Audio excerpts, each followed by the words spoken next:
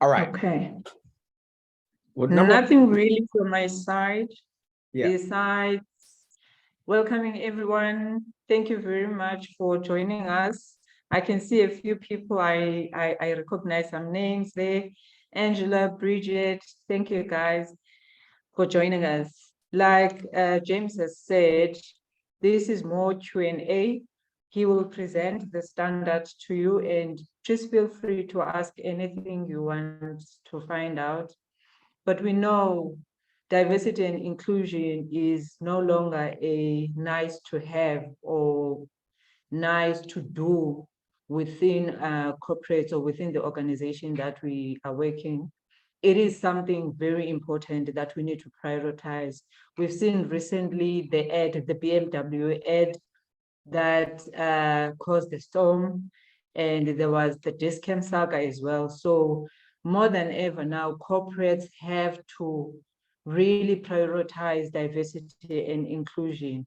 And the ISO standard is a tool that can help corporates to mitigate such instances. So I will hand over to James. James, yeah, you introduce yourself to everyone. But thank you so much, everyone, for joining us. Thank you, Zimkhitha. So hello, everybody. My name is James and Felton and Keith. I have a lot of first names, so you can call me by any of them. I'm currently here in New York today, but often in Joburg and in Cape Town. I'm the CEO here at Inclusion Score and Inclusion Corporation. We are the largest certifying body in the ISO-30415 standard, which you should see on your screen here. I'm sharing screen, and I have a bunch of other links pulled up. We're not going to do the regular PowerPoint presentation here today. I'll go through a bunch of different links, but just to give you some context, I've spent the past decade or so advising various groups who've been trying to think about how we can reach a global consensus around what diversity and inclusion even means, right? And so fast forward to 2021, we were able to publish the first standard. Again, it implicates and engages 163 different countries. It took about a decade to write, between more than 2,000 different consultants and policymakers across the globe, between Africa and Europe and North America and South America, and a few Asian countries like Singapore and South Korea and Australia. So the majority of the major democracies across the globe. And so this particular certification is in a process called, and anyone, I'll put some links in the chat if you like, if anyone would like to read the standard. Right now it's only published in English and French, but there are German versions coming out soon. No Afrikaans versions, but German is at least planned for next. So I'll put that link.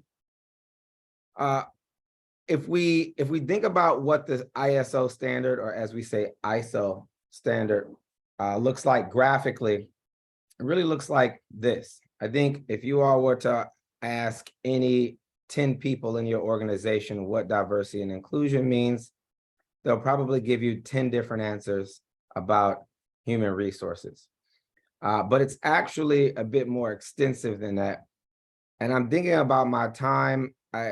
I used to, for some of you all who know me, work in South Africa for years in the late 2000s with Eskom, as they were trying to integrate that company, after apartheid and scale the workforce.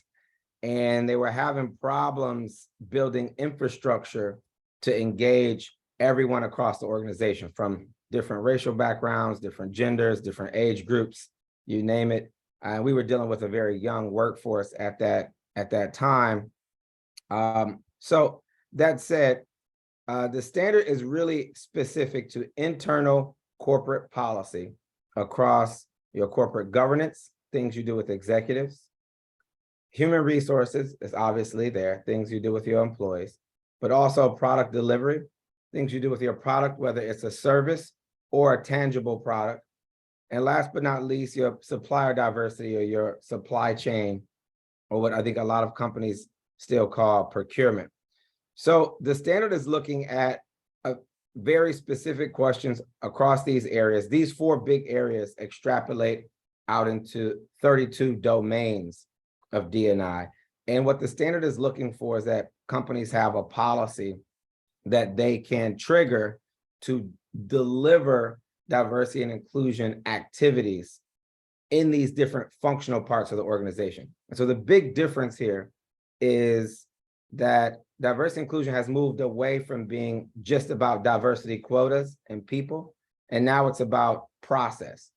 So it's a process-centric method driving people-centric outcomes.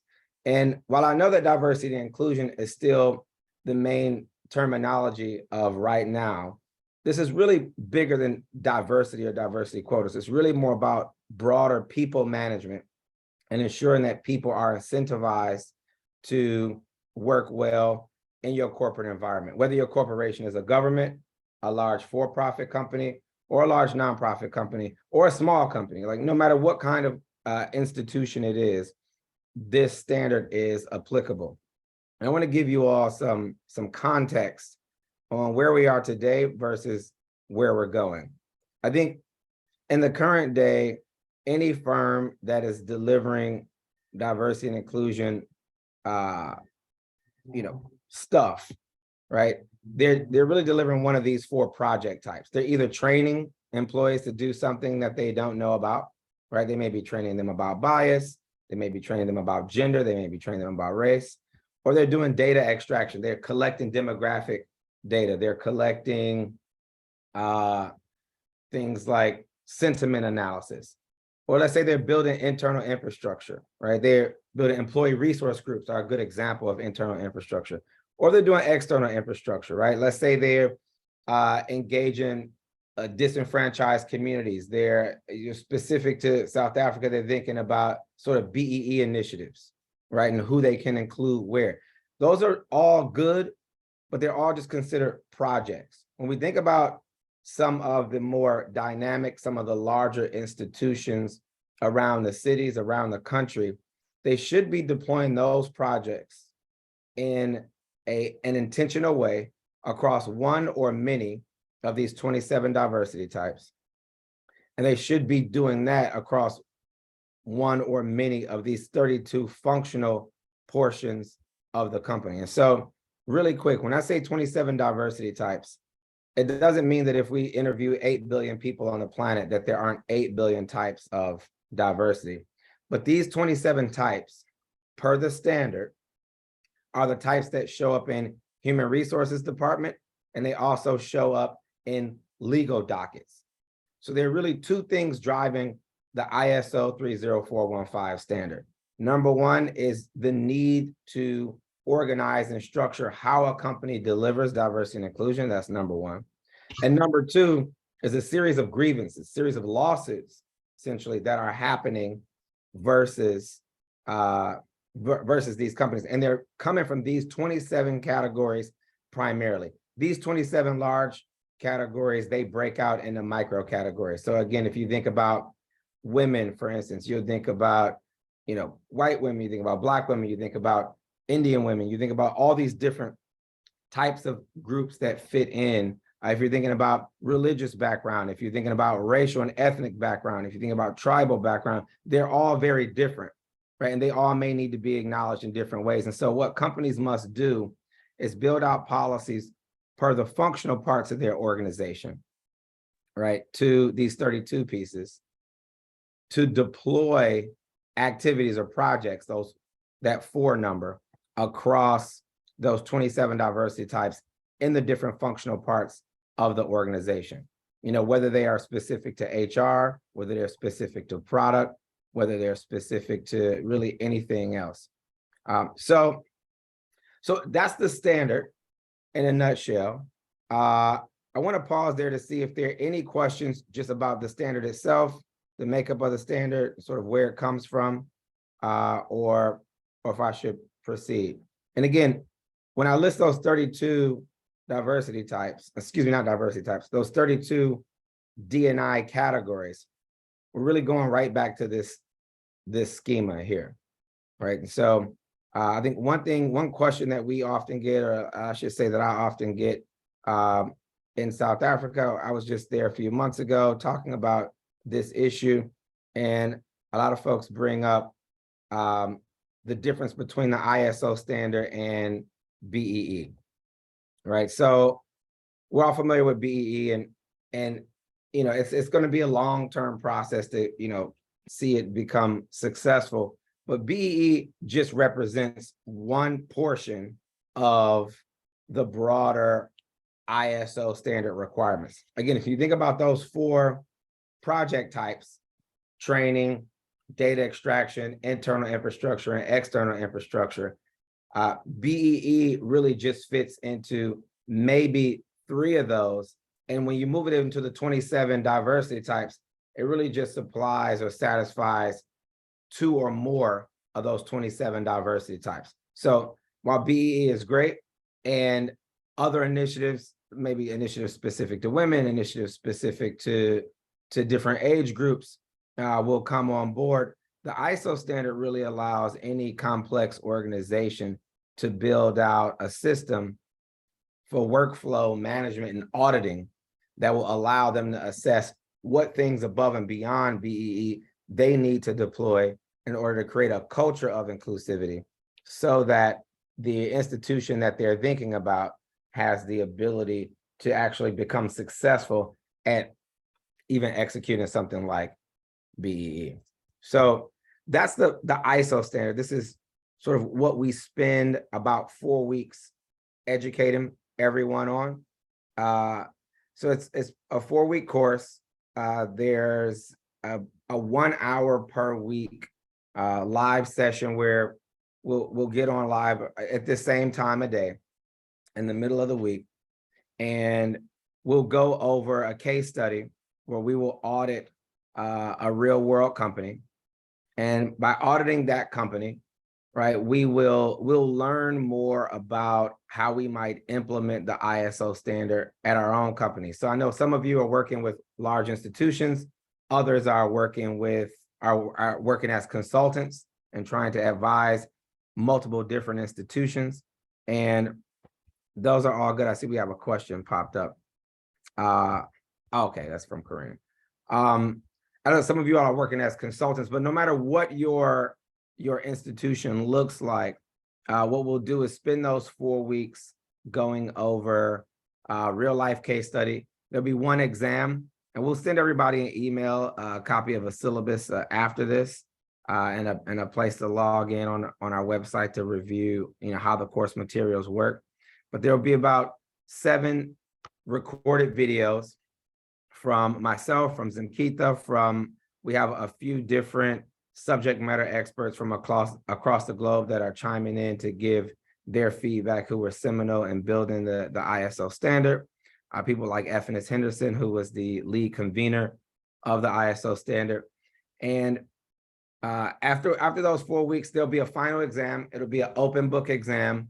During the course, we'll give everyone access to an auditing sheet. It looks like a spreadsheet that you could take into your company right now and start to audit them on your own. And we'll give everyone access to, there's a 100-page manual that breaks down the standard in a more readable way via question form that will allow them to also reference while they're taking the final exam. So that's the course in a nutshell. It's a 4-week course, and it's, you know, we've found in the past that it is even more beneficial when multiple people from one company take the course together, so that they're able to bounce ideas off each other and continue to collaborate as they move forward. So with that said, are there any pressing questions about the course and the structure, about the ISO standard, about current happenings and how it might apply to things going on in South Africa? Anything at all? questions about my hair being messed up or stuff like that.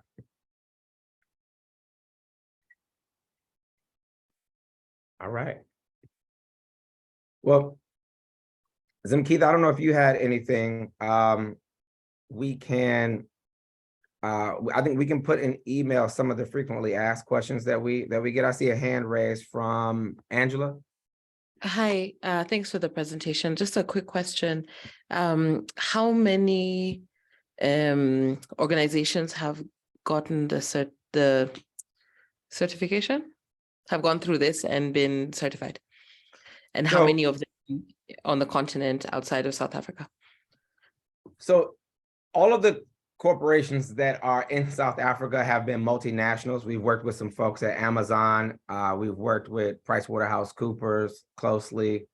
We've just started working with Deloitte. And so I will say the multinational nature of a lot of large corporations is really what's carrying this over into other countries. This particular course, though, is about individual certification. So far, we've certified more than 200 people. We have a program in the United States. We have a program in France, and this will be our third and newest program starting in South Africa. But some of the firms, I'll put this link in the chat box.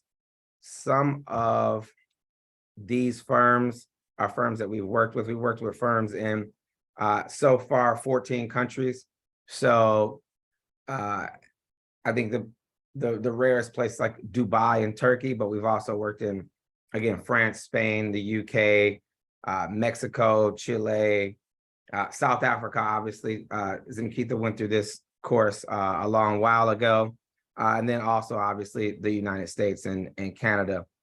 So I would check out that link. So yeah.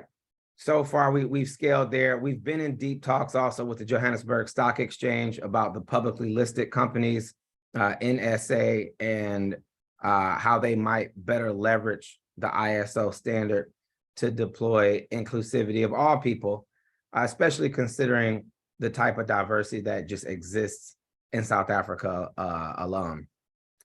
So yeah, those are some of the stats so far. And some of these pretty faces that you see on the screen are folks that we've interacted with. I even see some Australians on here. So, yeah. Can I just ask a follow-up question? Yeah, sure. Yep. And I'm very aware of how, as a result of, historical happenings, how much further ahead South Africa is in the nature of this discourse.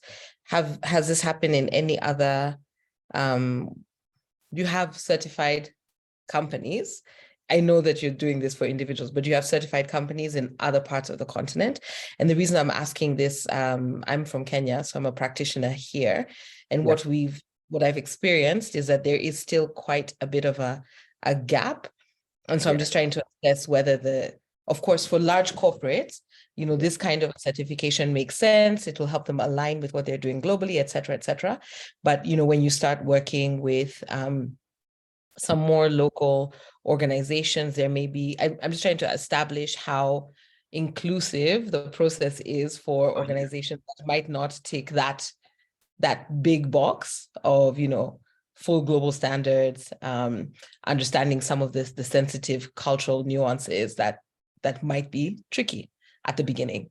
Totally. I think so. Two things. One other thing is really driving this industry right now globally, and it's really specific to legal risk. So I think the unique thing about South Africa versus, say, Kenya, Nigeria obviously being a much bigger country from a population standpoint, the legal and financial infrastructure in South Africa provide, I would say, for lack of better phrases, the perfect storm, similar to what we see in Europe and North America for the enforcement of an ISO standard. And I think we've worked in think groups and talked closely with, and if anyone wants to look at this, the Institute for Development and Labor Law down at UCT, which lists a lot of seminal court cases that talk about workplace discrimination and retaliation.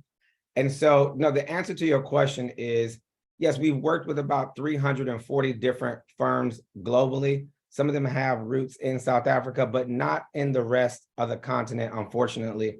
And it's less about the size of companies in those other countries, and it's more about the ability for governance or governments to enforce regulations and even enforce legal precedent, right? So South Africa is the target, and our greatest hope is that this sort of infrastructure can bleed over into the rest of the continent. I was just in Lusaka in Zambia giving a talk about the ISO standard to a bunch of the large companies that deal with multinational banks. And they liked it in theory, but their feedback was that they would like to also see those large banking institutions and insurance institutions run with this first and then trickle down. So yeah, I would say even outside of the multinationals, when you think about the 60 or so million people in South Africa, and you think about the companies on the JSE, right, that are not multinational firms. And when you think about the mining companies, and when you think about the ports, and when you think about the airlines and the companies that cater to them, right? When we think about telecom and all of that infrastructure that's building, there are a lot of complex institutions that have more than 50 employees that care about getting D&I right, because it's going to matter to them and how they not only attract employees in the future, but also how they mitigate risk and scale the broader economy. And so I would say South Africa uniquely on the continent is thinking that way. And maybe that does have some legacy issues with regards to apartheid and the vast diversity that's there, not just the white Black diversity, but the large Indian population, especially when we look at Durban. So it's a unique place compared to the Kenyas and Nigerias. I know I ran on a bit there, but yeah, to answer your question, no other companies in the continent yet. And even when we see, I'll just add this one last piece, when we see things like what the Egyptian government is doing right now and how it's sort of trending away from, it's always been a bit in the middle, away from democratic principles and the totalitarian principles. I think the problem there is it is difficult to enforce non-discrimination of any sort, right? Not just racial, but of any sort, in a place that doesn't have courts that interact independently. And so that's really the driver for this.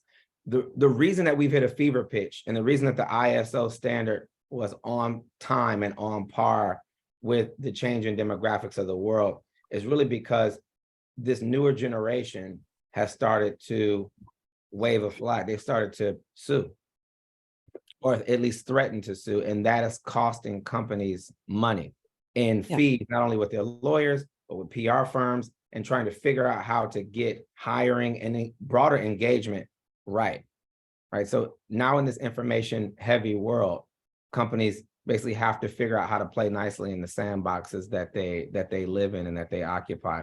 And that's been a real opportunity for corporate diversity and inclusion. Thank you. Thank you so much for that. Anybody else? Any questions at all? We've got a little bit of time here. I do want to be respectful of everyone's time. And again, we'll republish this recording for everyone. But if you're working, we have certified a few people outside of South Africa in Namibia, in Nigeria, and they're thinking about how they might do auditing in those places, but they're not engaging companies in those places yet. So I would say this type of standard does best in countries, in locations where there are a lot of companies that derive their valuation based on public sentiment, public perception, and also legal precedent, right? So with a certification like this, an individual certification like this, one could work with firms in South Africa, but one could work with companies everywhere else. they could work with companies. We're trying to develop a course in India.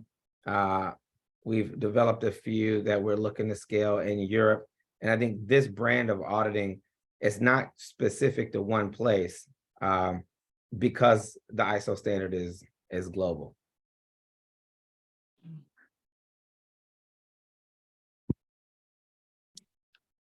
All right. Okay. So if that's Is the last there question. anyone else with questions?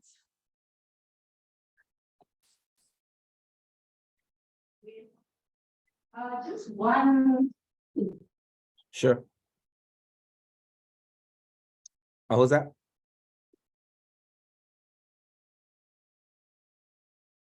Did someone go off mute? No.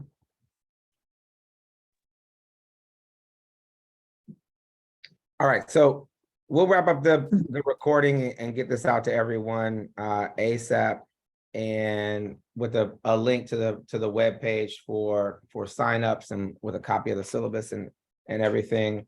And yeah, I'll leave this on for a second if anyone still has questions that maybe they want to do off recording, and we'll go from there. Let's see. I'm not sure I actually know how to stop recording. Corinne, do you know how to do this? Oh yeah, I see it.